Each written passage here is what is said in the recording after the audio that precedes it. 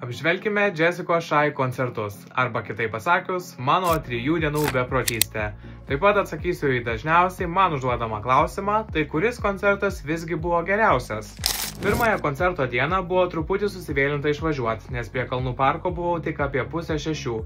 Galvojau, kad viskas bus gerai, nes stadione atėjau po durų atidarimo ir buvo vos keli žmonės, tačiau situacija čia buvo visai kitokia.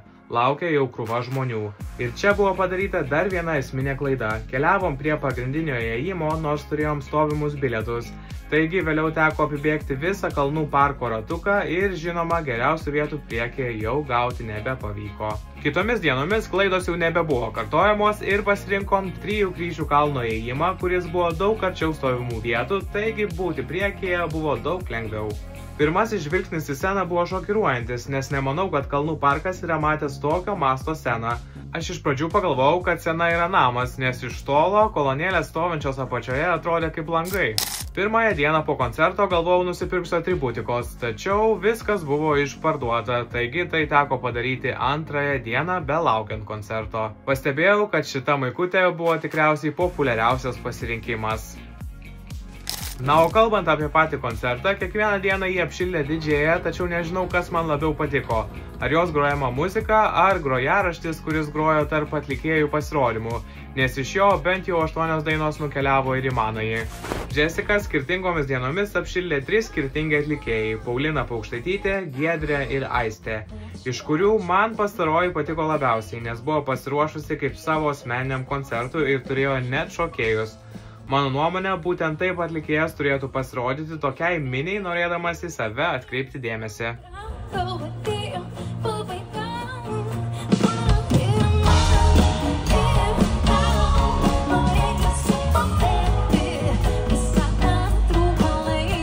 Taigi, mano pirmasis taškas keliauja 3 dienai, tačiau 1 tašką duočiau ir 1 dienai, nes Paulina tikrai sugebėjo užvesti publiką.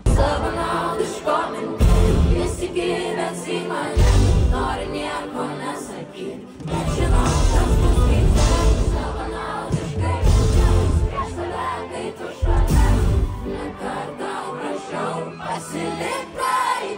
Na, o po apšildančio atlikėjo į sceną lipo ir pati Jessica. Intro buvo tiesiog nuostabus ir nesikeitė kiekvieną dieną.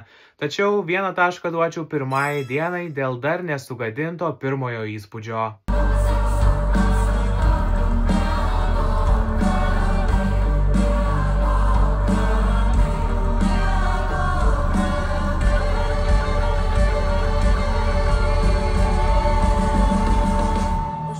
Kiekvieną dieną koncerto svečiuose laukia Jardis, Augustino Beko ir Adomas Višniauskas.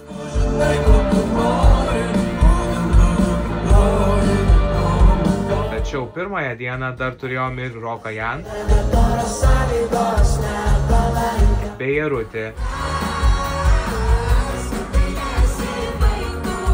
Taigi 1 diena gauna dar 1 tašką už gausybę kviestinių svečių.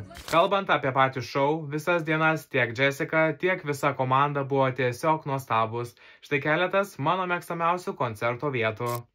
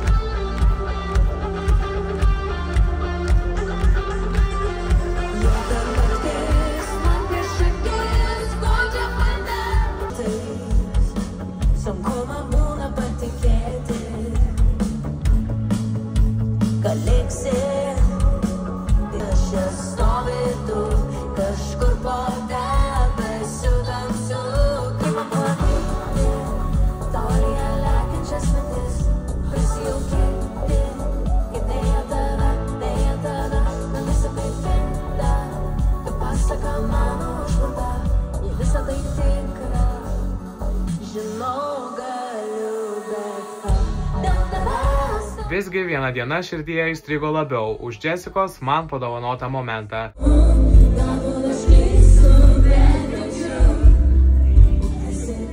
Tai vyko antrąją dieną, todėl tai dienai keliauja 1 taškas. Be to norėčiau atsiimti, ką esu pasakęs apie dainą Žvėris apžvelgiant albumą. Žvėris, kaip iš pagrindinės albumo dainos, galbūt tikėjausi šiek tiek daugiau. Mano asmeniam skoniui tai yra 8 albumo vieta. Ši daina gyvai tiesiog sužibėjo.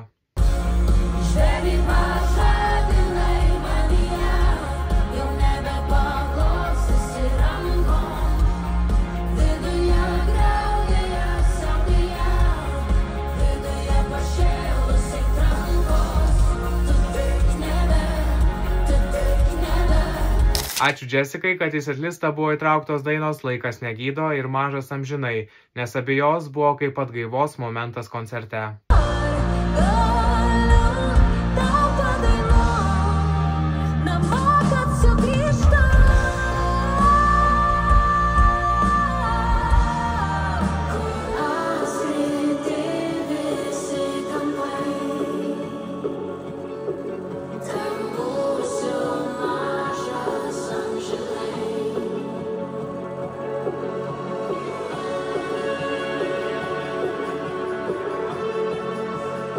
Tačiau atgaivos nebuvo, kai ėjo 2 bangeriai iš eilės, kylančių rankų ir ašara. Tai buvo didžiausias koncerto workoutas.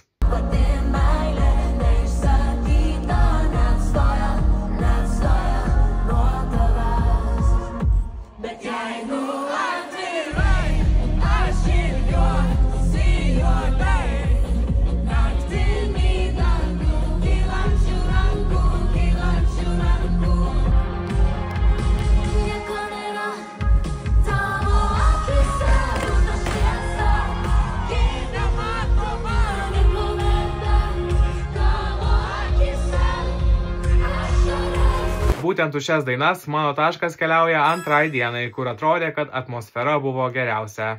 Taip pat norėčiau skirti Apkabink intro, nes kiekvieną dieną per kūną tiesiog ėjo šiurpas.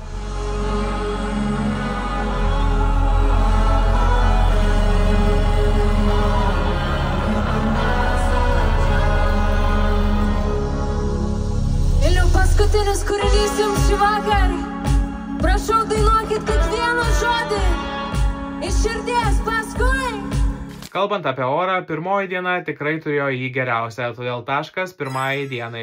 Kitomis dienomis, nors ir nepastoviai, bet teko šlapti lietuje. Traukite skėčius, ateina audra, nuneša stogą, stogu šlapia. Visas dienas sulaukėme dainų pakartojimų, tačiau trečiąją dieną jų buvo ne 3, todėl šiai dienai papildomas taškas. Publika? Na, publika, manau, buvo geriausia trečią dieną ir tai rodė, kai vyko techniniai sklandumai. Nors tai buvo labai nekaltas momentas, tačiau ypač įsimintinas ir būtent už tai trečiai dienai dar 1 taškas.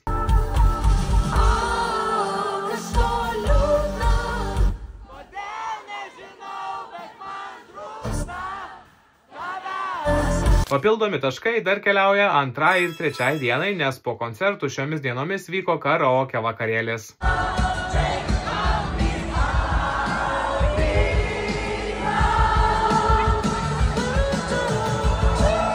O už tai, kas vyko po koncerto antrąją dieną, dar 1 specialus taškas.